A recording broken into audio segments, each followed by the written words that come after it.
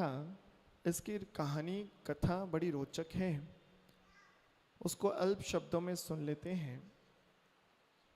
जब पूज्य आचार्य महाराज आहारचर्या के लिए सौराष्ट्र देश में उज्जैन नगर था, उस गिरी के निकट पर एक गिरनार पत्तन की तलहटी में एक आसन भव्य जीव सिद्धय, उस सिद्धय के घर पर पहुंचे। तत्वार्थ वृत्ति की टीका में द्वैयायिक नाम भी उपलब्ध होता है, आप लोग लिखते भी जाना।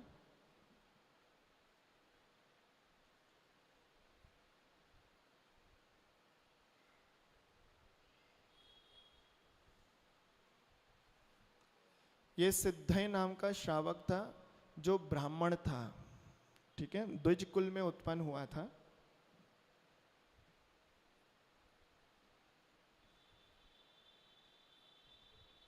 इसका दूसरा नाम तत्वार्थ वृत्ति टीका में द्वैयायिक भी दिया गया है।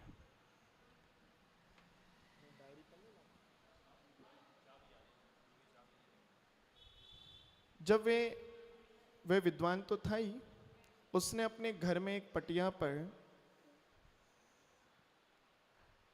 एक सूत्र लिख कर के रख दिया।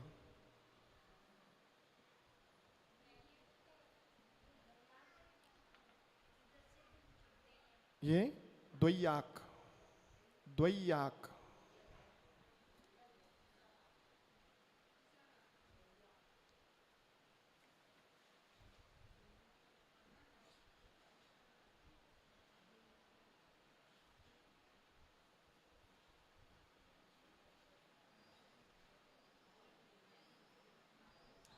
पेन दूसरे लेकर।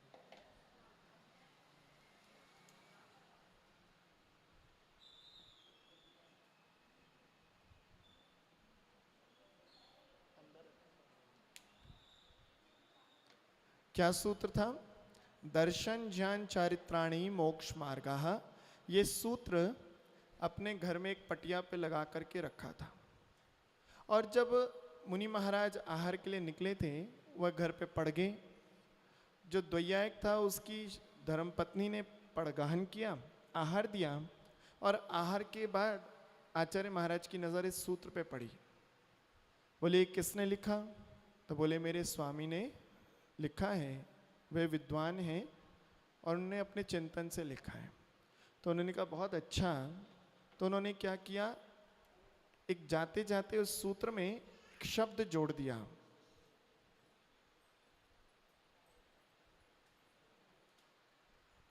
सम्यक, और इस सूत्र का अर्थ बदल गया, सम्यक दर्शन ज्ञान चारित्राणी मोक्ष मार्ग। अरे उठा के लाया है।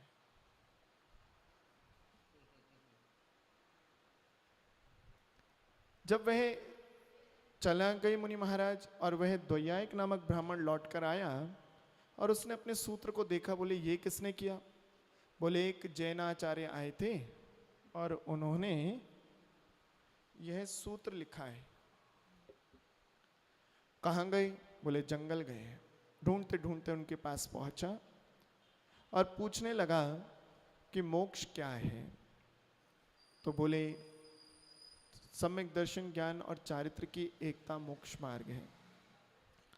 उसकी उपलब्धि करना, उसका स्वरूप क्या है, उसकी परिभाषाएं क्या है, और ऐसे प्रश्न उत्तर करते करते करते ये तत्वार्थ सूत्र नामक ग्रंथ ही तैयार हो गया, जिसे नाम क्या कहा? मोक्ष शास्त्र भी अपर नाम दिया गया, द्वैयाक। हाँ, ये प्रश्न पूछते गए और आचार्य महाराज सूत्रों में उत्तर देते गए और वह ग्रंथ बन करके तैयार हो गया। अब यहाँ पर इस ग्रंथ को पढ़ने से लाभ क्या है? सबसे पहले तो हम ये कोई भी काम करें तो भैया उसमें फ़ायदा है कि नहीं, पढ़ें कि नहीं, बस क्लास ले ली और उसका कुछ लाभ हो या ना हो।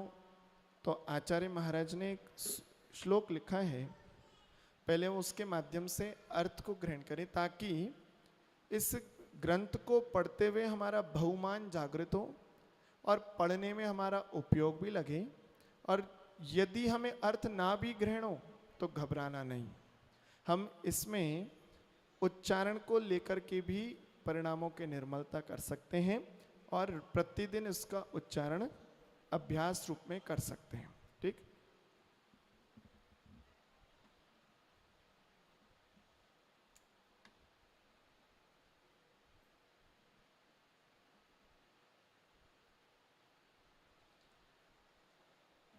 दशाध्याय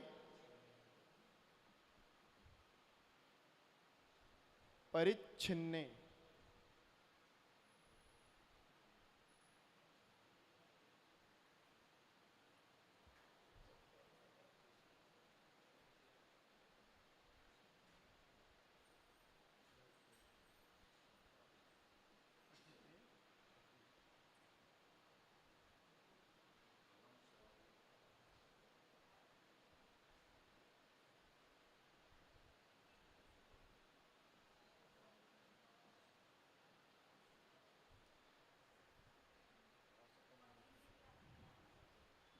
सती।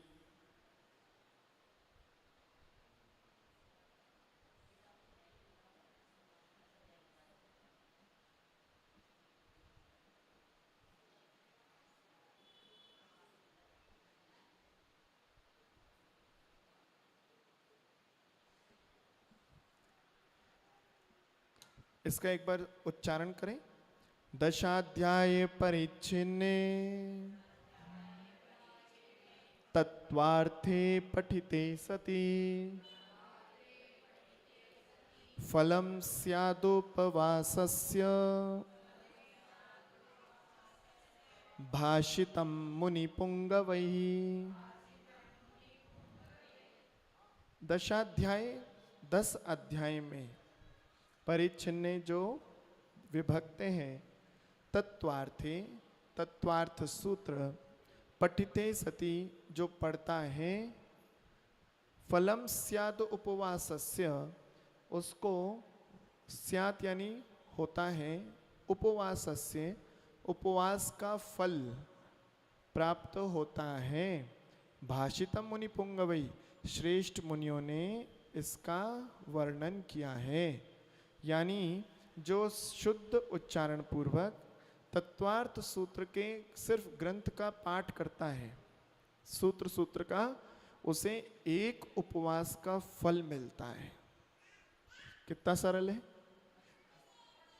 हाँ, नहीं केवल इसको नहीं, एक ग्रंथ के 10 अध्याय में कितने सूत्र हैं? इसमें 10 अध्याय हैं।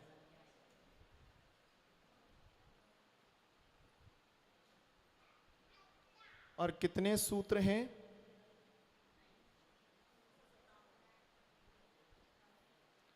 357 सूत्र हैं। और ये कौन सी भाषा में लिखा गया है?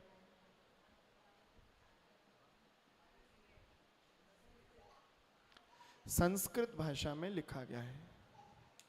दिख नहीं रहा है नीचे वाला, अब ऊपर लिख देंगे, ठीक है? या थोड़ा सा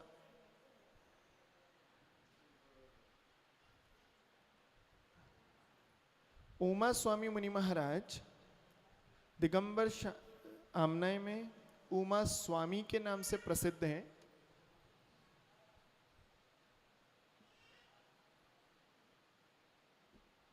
और श्वेतांबर समाज में भी ये तत्वार्थ सूत्र ग्रंथ मान्य है और उनमें भी रचयिता उमा स्वामी का है। नाम उसमें प्रसिद्धि को जो प्राप्त हुआ है वो उमा स्वाति है।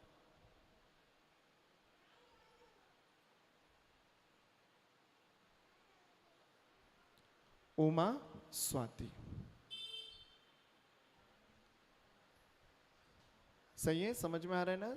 मुश्किल तो नहीं लग रहा?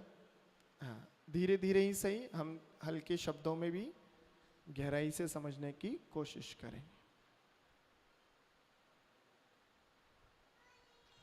उमा स्वामी मुनि महाराज का अपर नाम गृद्ध पिच्चाचार्य भी कहा जाता है, प्रसिद्धि को प्राप्त है।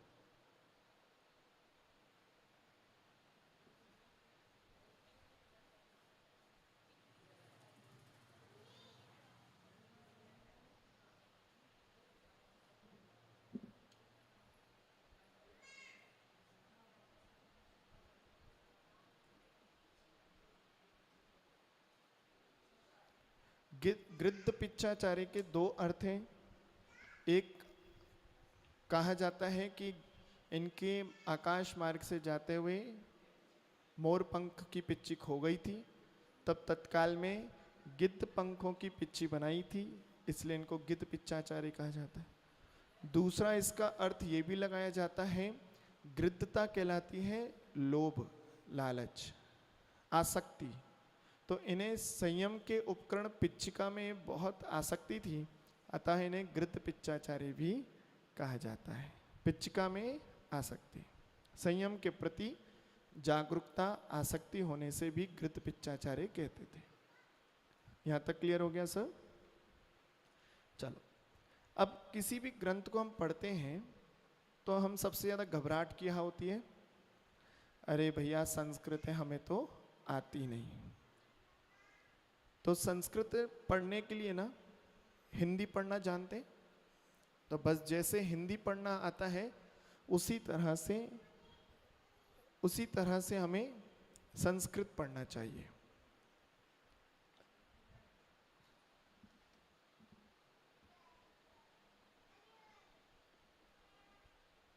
ये क्या लिखा है? स्तुति लिखा है। स्तुति संस्कृत हो गई, वो हिंदी थी।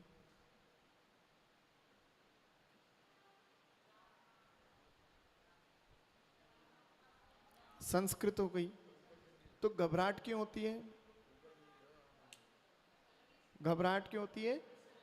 क्योंकि हमें ऐसा लगता है कि हमें पढ़नी नहीं आती, और पढ़ने नहीं आने के कारण पहले से ही मानसिकता बना लेते, मुश्किल है, हमसे तो गलती होगी। तब सूत्र को पढ़ने में 4 चीजें उच्चारण में उपयोगी होती हैं। कौन कौन सी? तो पहले एक बार इसको, जो आपने अभी उमा स्वामी मुनि महाराज के बारे में पढ़ा है, स्क्रीन पर देख लें इसको बड़ा करके।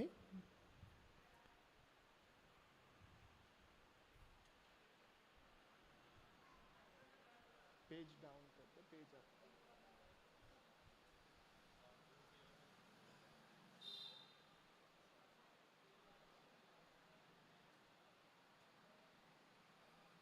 हाँ, तो आचार्य उमा स्वामी महाराज की क्या विशेषताएं थी कि उन्होंने कम से कम लिखा। सूत्र क्या होते, बड़े अल्प अक्षरों में लिखे जाते हैं, और ज्यादा से ज्यादा अर्थ को प्रदान किया।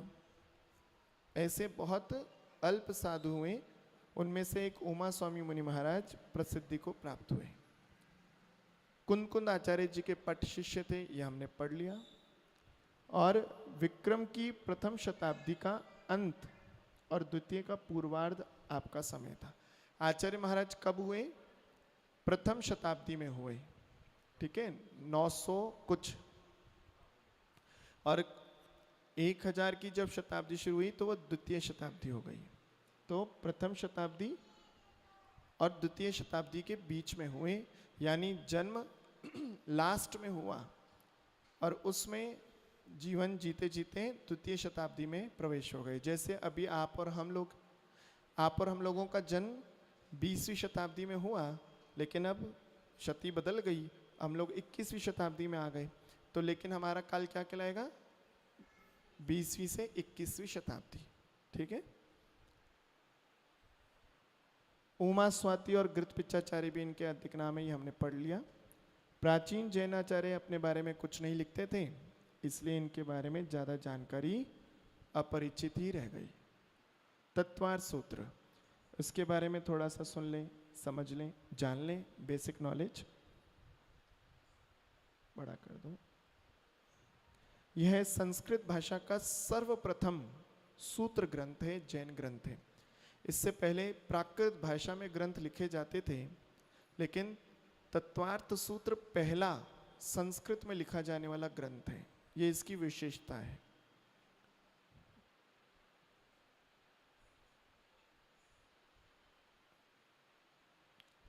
समाज समग्र जैन समाज में प्रामाणिकता का प्राप्त है, यानी दिगंबर में भी और श्वेतांबर समाज में भी।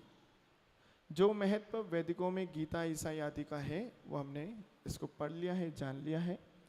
जिनागम में लगभग संपूर्ण विषयों की सूची इस ग्रंथ में सूत्र रूप में उपलब्ध है, अतः सूची ग्रंथ भी कहा जा सकता है। छोटे छोटे टॉपिक्स के माध्यम से पूरा विषय को समग्र स्वीकार इसमें किया है, विस्तार से वर्णन किया है, अतः एक सूची ग्रंथ भी कहा जा सकता है। इसका संकलन इतना सुसंबद्ध प्रामाणिक साबित हुआ कि भगवान महावीर की वाणी की तरह जैन दर्शन का आधार हो गया। एक से दूसरा सूत्र, दूसरे से तीसरा सूत्र, क्रम इस तरह से बना है कि लोग इसे कंठस्थ भी कर लेते हैं और विषय को समझने में आसानी भी होती है। सच्चे शास्त्र का उपलक्षण या प्रतिनिधि ग्रंथ है। ये सच्चा शास्त्र माना जाता है। समीचीन ग्रंथ यानी प्राचीन शास्त्रों का सच्चा ग्रंथ कहा जा सकता है। और सारे भारतवर्ष के जैन परीक्षा बोर्डों के पाठ्यक्रम में, जैन विद्यालयों में निर्धारित है। लगभग सभी पाठ्यशालाएं पाठ्यक्रम में तत्वार सूत्र को जरूर स्थान दिया जाता है। कुल 357 सूत्र इसके जानना चाहिए। यहाँ तक क्लियर हो गया। अब हम आगे थोड़ा सा इस बोर्ड पर समझ लें। इस बोर्ड पर हम पहले समझें कि हमें संस्कृत पढ़ने में दिक्कत क्यों होती है।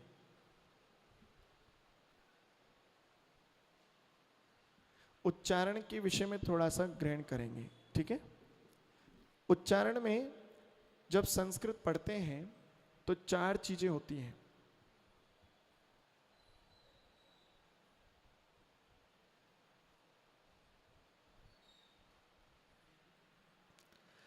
एस ये लिखा आता है बीच बीच में, जिसे आप लोग अ बोलते हो, है ना, इसे अवग्रह कहते हैं, गण चिन्ह कहते हैं। दूसरा है अनुस्वार। पहले अवग्रह को समझ लें।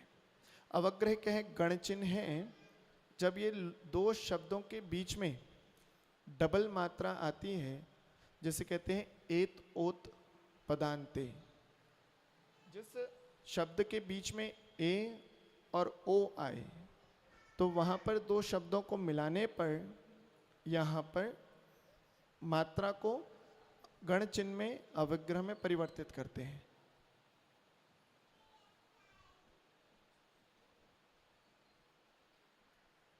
सो प्लस अहम,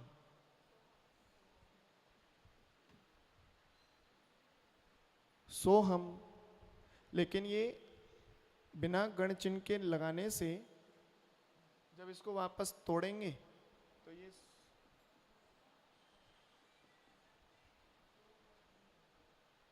अर्थ ये निकल कर आएगा। ऐसे लिखने पे तो आप ऐसे लिख सकते हो, लेकिन अगर किसी को ये शब्द दे देंगे सोहम, तो फिर वो उसका अर्थ ऐसा भी निकाल सकता है, विच्छेद ऐसे भी कर सकता है। अतः अशुद्धि को रोकने के लिए यहाँ पर एतोत पदांते शब्द यहाँ पर सूत्र लगाते हैं और इसके बीच में गण चिन्ह लगा देते हैं, तो ये सोहम हो जाता है। ठीक है,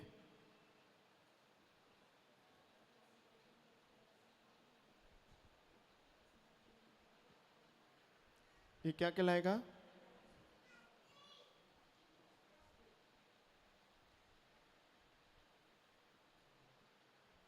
नमोस्तु लिखने का तरीका ऐसे है, ठीक है। लेकिन जब आपसे कौन नमोस्तु लिखो,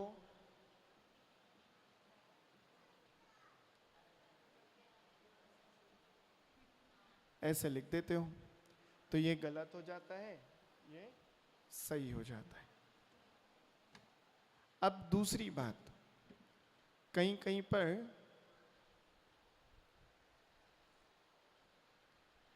चिन्हों को 2 मात्रा आने पर भी गण चिन्ह लगा देते हैं। ये गण चिन्ह 3 प्रकार के होते हैं।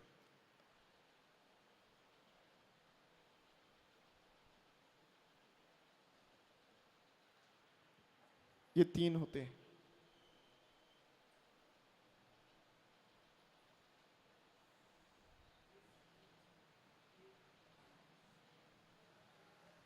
जिसमें एक एस का साइन आए वो ह्रस्व यानी छोटा।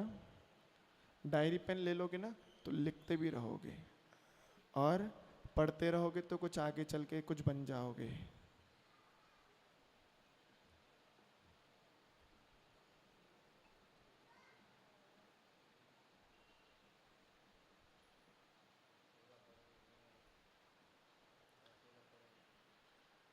ह्रस्व एक एस यानी जब सिंगल मात्रा लगनी हो छोटा अ तो ये एक एस काम करता है।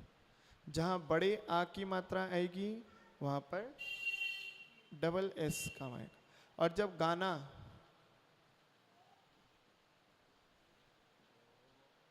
इसका मतलब क्या होता है? हो यानी लंबा, जिसके बोलने में कम समय लगे अ, इसके में 2 समय लगे अ, और जिसमें ज्यादा लंबा समय से लगे आ, तो ये प्लुत हो जाएगा। ठीक है, प्लुत प्लुत, हाँ, प में ला उ की मात्रा प्लुत प्लुत।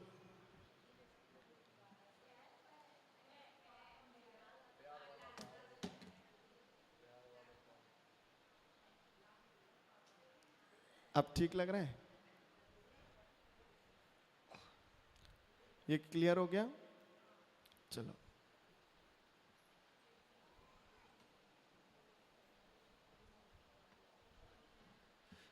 दूसरा होता है अनुस्वार।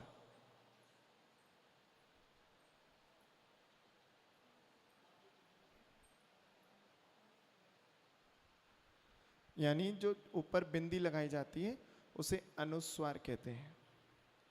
अब ये अनुनासिक से अनुस्वार बनता है।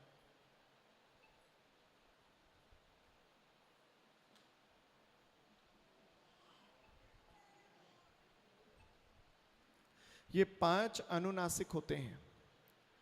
ङ ञ ण ण म, ज्ञ ण्य ण न म। ठीक, इनके कारण भी व्यक्ति या तो अशुद्ध लिखता है या अशुद्धि बोलता है। ङ क ख ग घ ङ, क ख ग घ ङ, च छ ज झ ञ, ट ठ ड ढ ण, त थ द ध न, प फ ब भ म। तो लास्ट वाले जो पांचवे उन्हें अनुनासिक कहते हैं। और जब ये कोई हमें बताना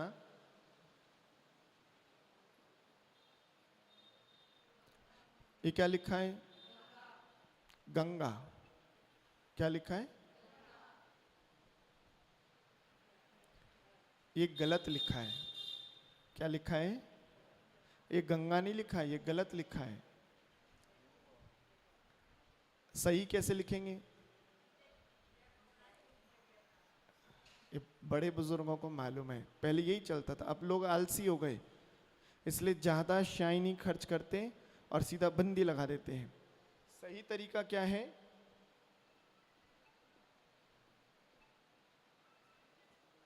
गंगा। अब जब ये लगाते हैं ना तो लोग पढ़ते हुए इसको गंडा गंडगा गंडगा पढ़ेंगे। तो ये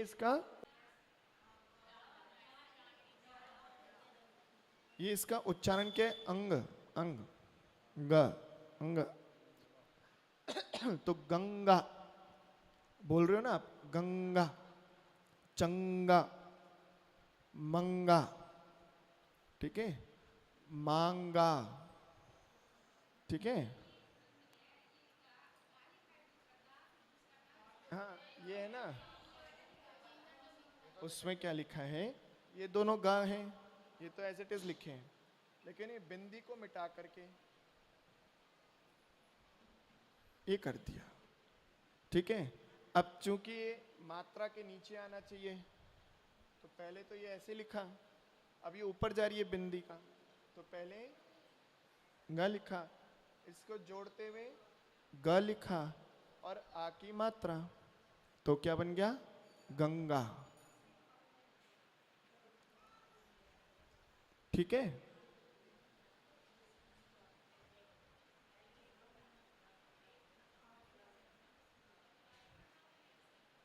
और लिख दो।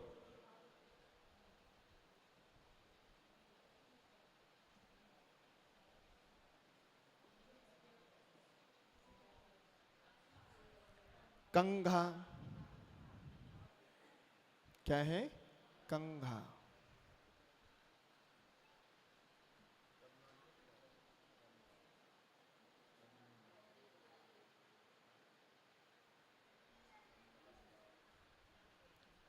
ठीक है। अब बताओ,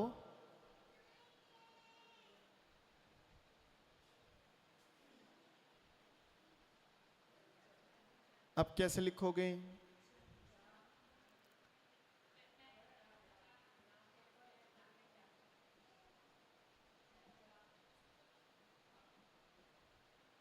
ऐसे लिखोगे?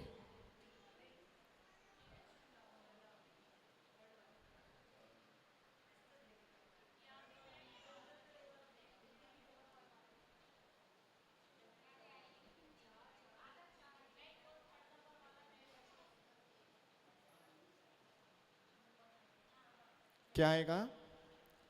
न्य, चंचल।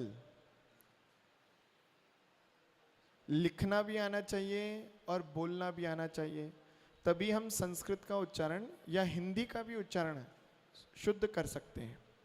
अब आपके मन में प्रश्न आना चाहिए कि महाराज जी वहां पर अंगा लगाया, यहाँ पर निय लगाया। हाँ, ये सही है, ये गलत है, और ये आलस है, आलस। हिंदी में चल जाएगा, संस्कृत में नहीं चलेगा। और जब ये पढ़ने की आदत हो जाती है, जब ये देखते हैं तो कंफ्यूजन होती है, आंखों में इसका अनुभव नहीं है, आदत नहीं पढ़ पाई, तो इसलिए इसको पढ़ते हुए अटकते हैं। चन चन क्या पढ़ें? चंचल, चंचल ऐसा नहीं है, पढ़ेंगे तो चंचली, पर यहाँ पर अनुस्वार चेंज हो गया, अनुनासिक। अब प्रश्न उठता है कि ये क्यों लगाया,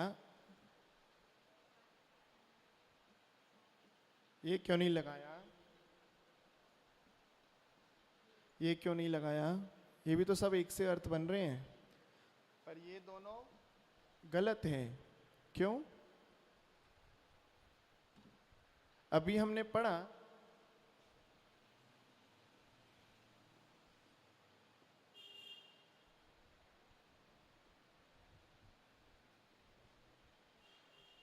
च छ ज झ न्य, ये पढ़ा ना? तो यहां पर कौन सा अक्षर है? अब इसके परिवार में जो आखिरी अनुनासिक है वही तो इसके साथ बैठ पाएगा। पड़ोसी को अड़ोसी को बैठा दोगे तो झगड़ा नहीं होगा, उसी के खानदान में से, उसी के परिवार में से निकालना पड़ेगा। तो यहाँ च के परिवार से न्य को निकाला, क्योंकि आधा है तो यहाँ आधा लगा दिया तो चंचल हो गया।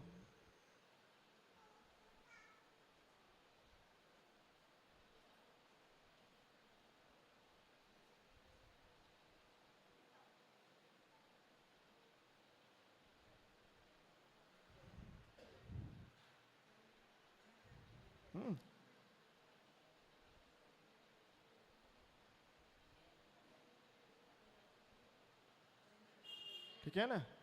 समझ में आ गया?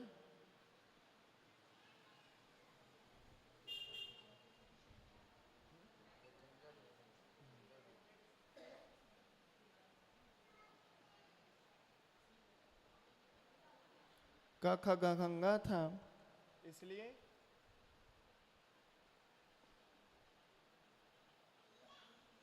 कंघा और गंगा में क का परिवार है, और घ किस में आ रहा है? जिस परिवार में घ आ रहा है उसी का अनुस्वार यहाँ पर अनुनासिक लगा दिया। ग, तो इस ग का परिवार का अनुनासिक यहां लगा दिया। क्लियर हो गया? अब बनाकर दिखाओ।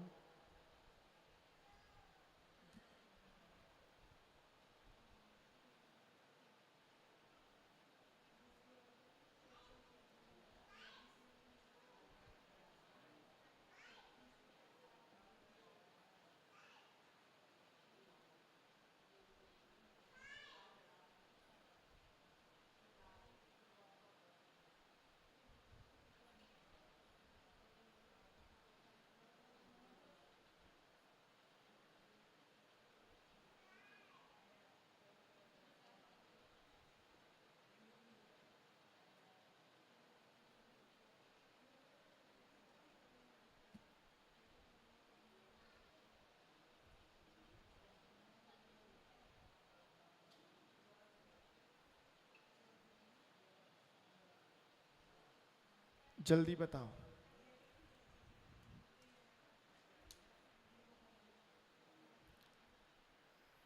जो सबसे पहले सही बताएगा आज उसे खूब सारा आशीर्वाद मिलेगा।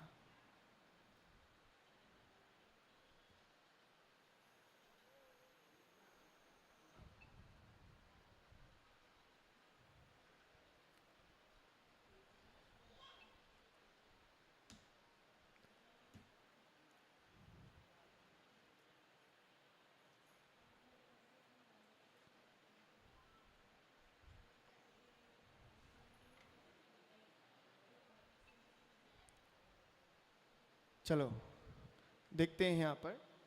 चांडाल, चांडाल में क्या लगेगा?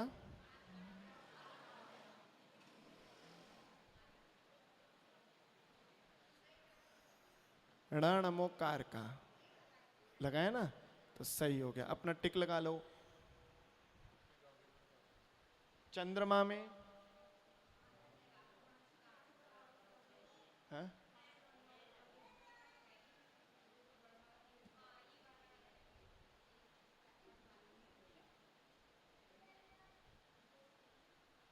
चंद्रमा में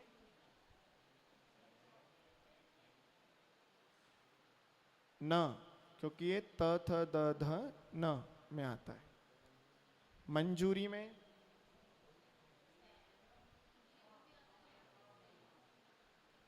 ठीक है। न्य सही है तो टिक लगाओ, नहीं है तो ईमानदारी से क्रॉस करो। ठीक है, लिखा ही नहीं है।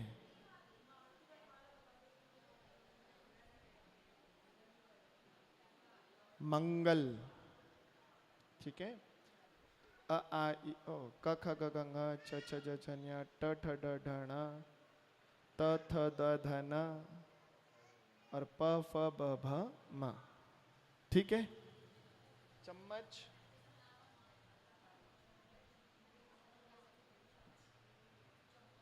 हिंसा,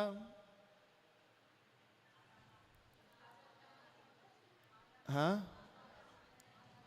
सारे ही आधा ना है, कौन से वाला ना आएगा? हाँ चम्मच, हिंसा, हिंसा में क्या लगेगा? तो ये लिख लिया आपने?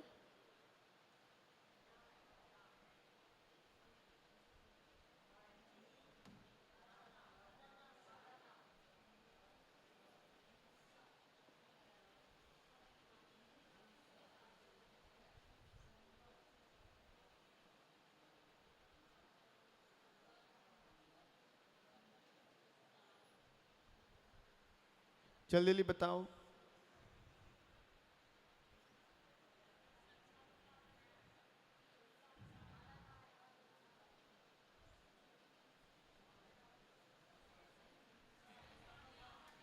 कौन सा? ये वाला?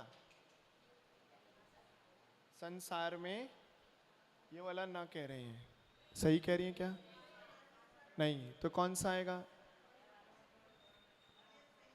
ये अम्मा तो कह रही है कोई सा नहीं आएगा। कौन सा आएगा शारदा जी? कौन से वाला?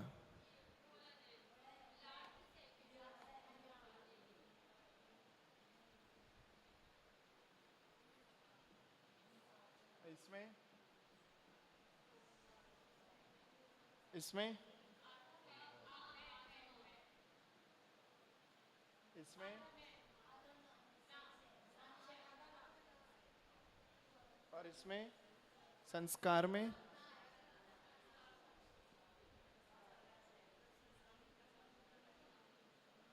ऐसे कह रहे ना।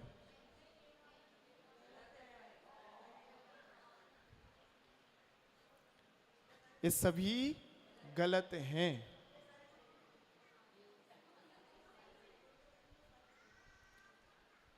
ये केवल जो प्रयोग करना है, केवल क ख ग घ, ककार, फिर चकार, फिर टकार, क वर्ग अवर्ग, क वर्ग में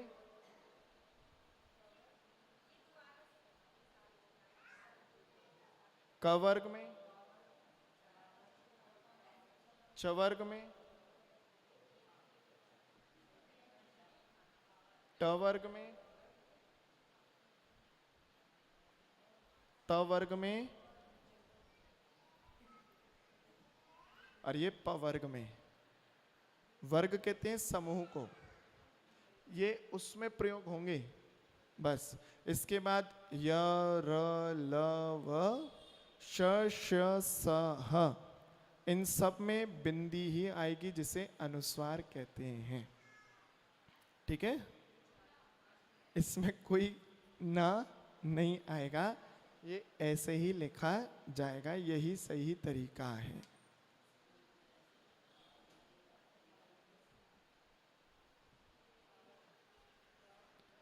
चलिए, इतना क्लियर हो गया। अब जब भी लिखने की क्रम आएगा तो ये आप उच्चारण भी सही करेंगे और लिखेंगे भी सही। तीसरी संस्कृत में जो परेशानी करता है वह है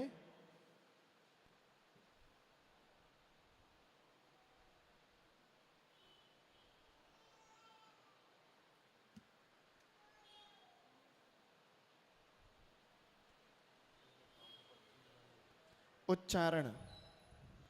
उच्चारण कैसे? ह्रस्व, दीर्घ, विसर्ग, अनुस्वार, ये सामाजिक व्यवस्था है। यदि आप कुछ भी उच्चारण कर रहे हो, जैसा लिखा है बस आपको वैसा ही बोलना है। जैसा लिखा है वैसा बोलिए, आपका उच्चारण शुद्ध हो जाएगा, कुछ नहीं।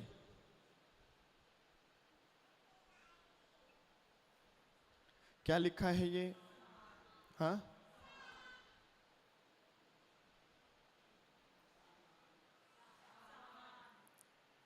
उच्चारण, उच्चारण होते ही आपका अर्थ दूसरा हो गया।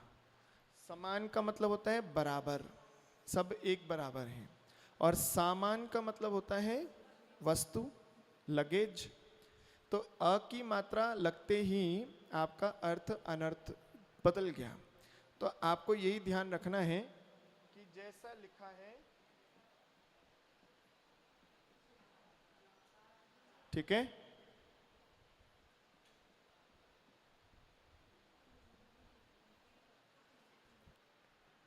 क्या है? और ये अर्थ बदल गया। जैसा लिखा है वैसा पढ़ोगे तो आपके उच्चारण में कभी कमी नहीं आएगी, शुद्ध उच्चारण हो जाएगा, बोल दिया गया। तो ये जो 4 तरीके दिए हैं, ये 4 सामाजिक व्यवस्था है। ये छोटा है समाज में, ये बड़ा है समाज में, ये बराबर का है समाज में,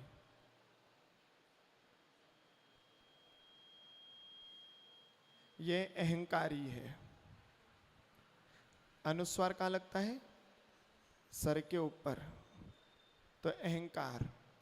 जो व्यक्ति छोटा है छोटे की तरह उसको वात्सल्य दो, बड़ा है तो बड़े की तरह आदर दो, बराबर है तो वात्सल्य दो, प्रेम, मैत्री भाव। और अहंकारी है तो उतनी ही उससे काम लो जितना उसकी आवश्यकता हो। ये सामाजिक व्यवस्था है। ऐसे ही बोलते समय भी हमें जैसा लिखा है, कम समय है तो कम दीजिए, ज़्यादा है तो ज़्यादा दीजिए। छोटे को ज़्यादा समय दोगे बिगड़ जाएगा, बड़े को कम समय दोगे तो बिगड़ जाएगा। जैसा लिखा है बस वैसे ही बोलते जाइए, आपका उच्चारण सही हो जाएगा। तीसरा ये हो गया। चौथा आता है रेफ।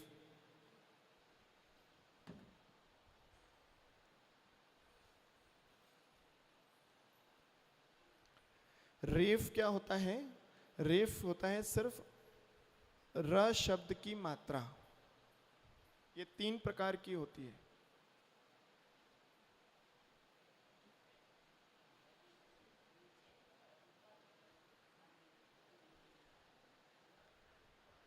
वैसे रेफ 2 ही है र से, लेकिन उच्चारण में ये री की मात्रा बड़ी परेशान करती है, इसलिए इसको भी ले लिया है समझाने के लिए।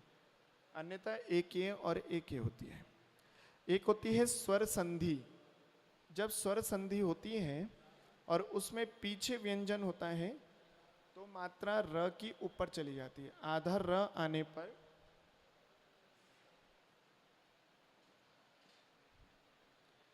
आधा र प्लस व्यंजन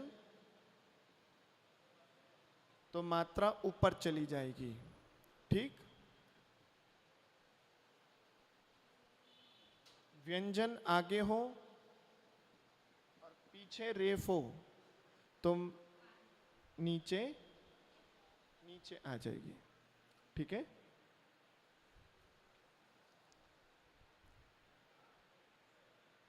क्लियर हो गया?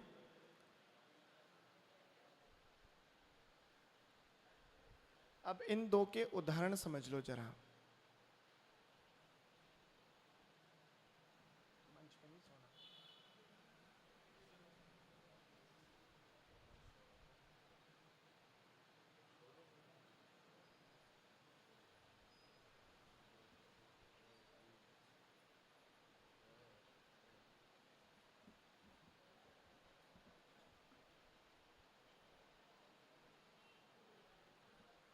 ये क्या लिखा है? व्रत। ये पर्वत।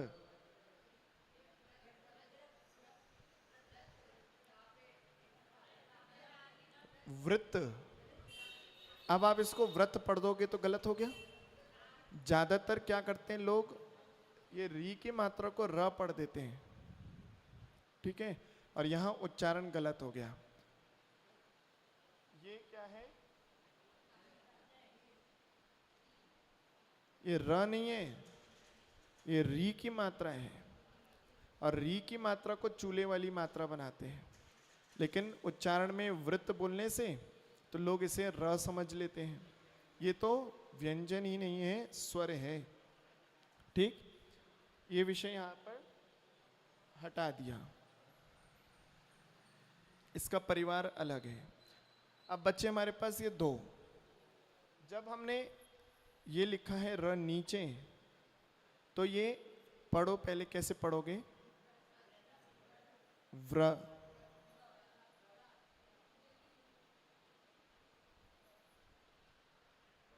धीरे धीरे पढ़ो। पहले क्या बोल रहे हो और पूरा क्या बोल रहे हो? व्र, व्रत, व्रत। तो व्र में आधा व हो गया और पूरा र हो गया, इसलिए यहां पर व्यंजन पहले है, रे र बाद में है। ठीक है, तो ये नीचे आ गई। और इसमें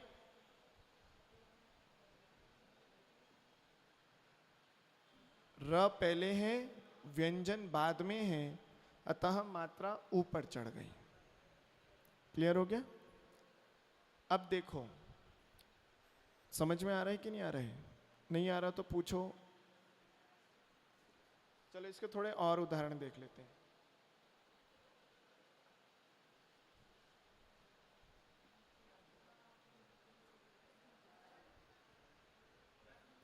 क्रम, कर्म। ठीक है।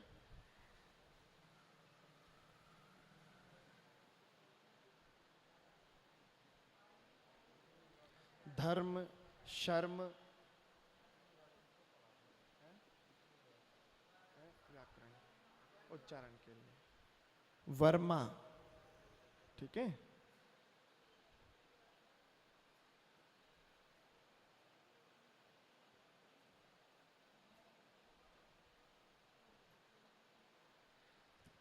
इतना क्लियर हो गया। ये उच्चारण जब तक आपका ठीक नहीं होता है तो आपको संस्कृत पढ़ने से घबराहट होती है। ये 4-5 चीज़ें ठीक हो जाएंगी, आपका संस्कृत पढ़ने में उच्चारण हो जाएगा। अब यहाँ पर जो उच्चारण में एक बोला था विसर्ग, ये किसे कहते हैं? सांप के जैसे 2 डंक पड़ते हैं ना, ये उसे विसर्ग कहते हैं। इसका उच्चारण क्या होता है? ह उच्चारण होता है।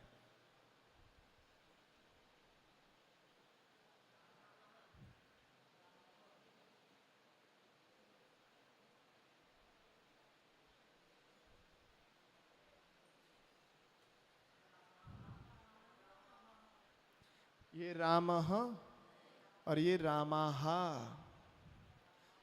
जो आगे मात्रा है वही विसर्ग की मात्रा हो जाती है। ठीक है। जो मात्रा पहले लिखी होगी वही विसर्ग की मात्रा का उच्चारण हो जाएगा, वही विसर्ग का मात्रा जानना चाहिए। जैसे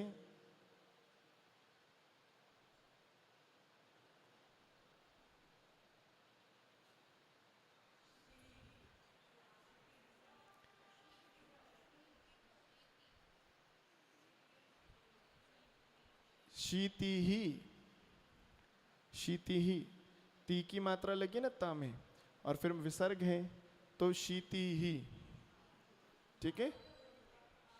जो आगे की मात्रा होगी वही ह की मात्रा, विसर्ग की मात्रा भी जानना चाहिए।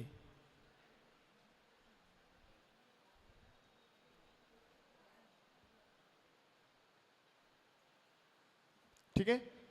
अब यहां तक हमारा उच्चारण पूरा हो गया।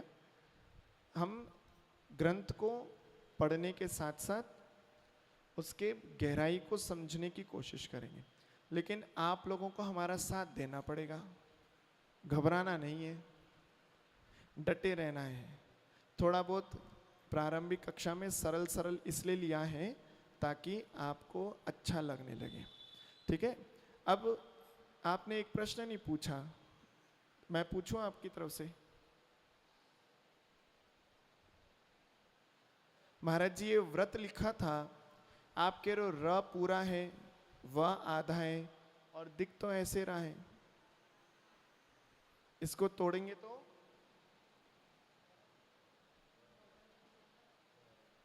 ऐसे लिखा जाएगा। तो फिर र तो दिख ही ना रही है, इसको रेफ ऐसे क्यों कर दिया?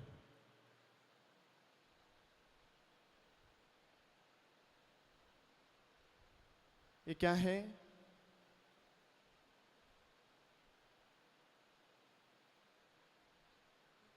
घोड़ा लग रहा है।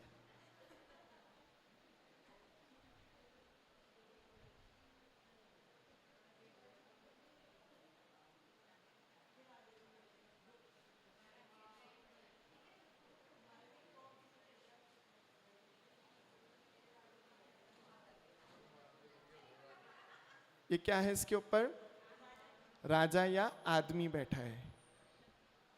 ये जो र है ना वो ये घोड़ा है, और जो ये आदमी है ना ये व है। अब चूंकि र पे व सवार है तो इसको कह दिया व्र। अब कैसे? जब घोड़ा पूरा है और उस पे सवार आदमी, तो पूरा कौन दिख रहा है? आदमी दिख रहा है कि घोड़ा पूरा? और जबकि सवार कौन है? आदमी। ऐसे र पे व समार होते हुए भी दिखता वह है दिखता वह है और रेफ लगती है र की। घोड़ा थोड़ा दिखता है और आदमी पूरा दिखता है, इसलिए इसको ऐसे लिखा जाता है। समझ में आ गया? अब जीवन भर भूलना नहीं कि घोड़े पर जैसे आदमी सवार होता है तो आदमी पूरा दिखता है, घोड़ा आधा दिखता है, ऐसी वह आधा है पर सवार र पर है, र पूरा दिखता है और वह आधा।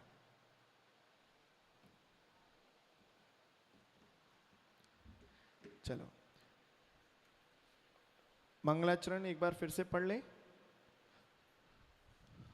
मोक्ष मार्गस्य नेतारम, अनिकेत कहाँ भाग गया? नेतारम कर्म भेत्तारम कर्म भूभृताम,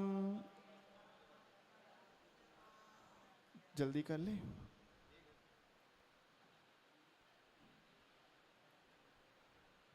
इसको दिखाओ थोड़ा सा बड़ा करके। चलो ये कल लेंगे इसके बारे में, अगला मंगलाचरण। पीछे चला गया, पीछे चला गया।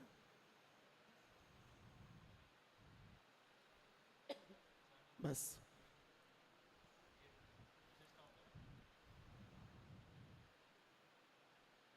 मंगलाचरण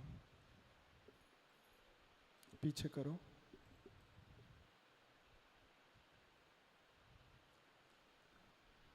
तीन नंबर पेज, हाँ बड़ा करो इसे, यहाँ पर और बड़ा करो, और बड़ा करो, थोड़ा सेंटर कर दो। पढ़ने में आ रहा है? चलो हम पहले उच्चारण करेंगे, उसका आप लोग हाथ जोड़ करके उच्चारण करना। मोक्ष मार्गस्य नेतारम, मोक्ष मार्गस्य नेतारम, भेत्तारम कर्म भूभृताम। रेफ ऊपर है इसलिए पहले र उच्चारण होगा, कर्म, और नीचे भ्री में री की मात्रा है इसलिए भृताम। ठीक है? भेत्तारम कर्म भूभृताम, ज्ञातारम विश्व तत्वानाम। अरे ज्ञातारम नहीं, ज्ञातारम।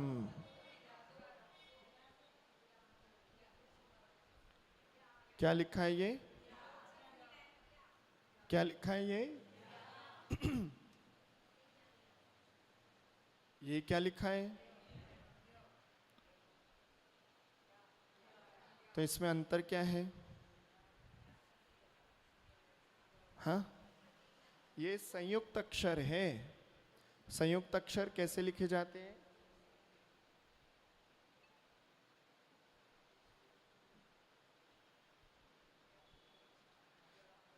ये ज प्लस न्य मिलकर के ज्ञ बना है, ज्ञानी, ज्ञानी। ठीक है? और ये ज्ञ है, ये ग और य से मिलकर बना है। तो उच्चारण इसको बचपन से हमें यही सिखाया गया है, ज्ञा ज्ञा ज्ञा, ज्ञा से ज्ञानी। तो यही पढ़ते आ रहे हैं। उत्तर क्या है सही इसका उच्चारण? ज्ञा, ज्ञानी। पढ़ो, ज्ञानी, ज्ञानी। हाँ ज्ञानी, नाक से बोलना पड़ेगा, ज्ञानी। ठीक है? ज्ञातारम विश्व तत्वानाम, वंदे तद्गुण लब्धये, वंदे तद्गुण लब्धये। बोले पंच परमेष्टि भगवान की। कल से इसको आगे लेंगे, अभी इतना ही इसका आज का अध्ययन चलेगा। आज कक्षा की व्यवस्थाओं में थोड़ा सा देर हो गई थी, विलंब हो गया था। कल से इसको ठीक समय पर शुरू करेंगे 3:15 बजे। आज जिज्ञासाएं होंगी वो हम आपको कल उस आप पूछ लेना, उनका समाधान कल कर देंगे। आज थोड़ी सा समय अधिक हो चुका है। हाथ जोड़ लीजिए, मंगलाचरण का निष्ठापन, अंत मंगलाचरण। अथ माध्यानिक स्वाध्याय निष्ठापन क्रियायाम शुद्ध भक्ति कायोत्सर्गम करोमि हम।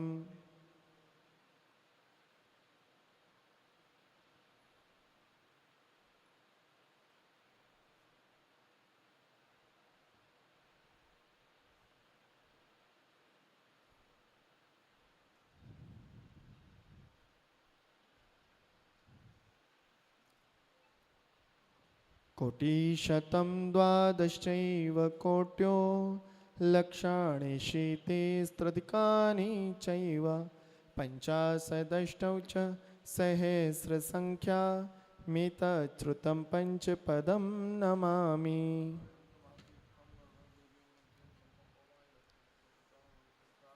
इच्छामिवन्ते सुधवत्ते काउसगो तस्सालचो अंगोंग पैणे पौण प्रमाणे अपवकै चुलियाचे सुत्तर धूमकायम स्याणचिकालम अंचेमी पूजेमी वंदामी नमस्सामी दुःखखो कम्मखो बोहिलाव सुगई गमनम समाहि मरणम जिन गुण संपत्ति हो मज्जम। हे तीन लोक के नाथ नमोस्तु।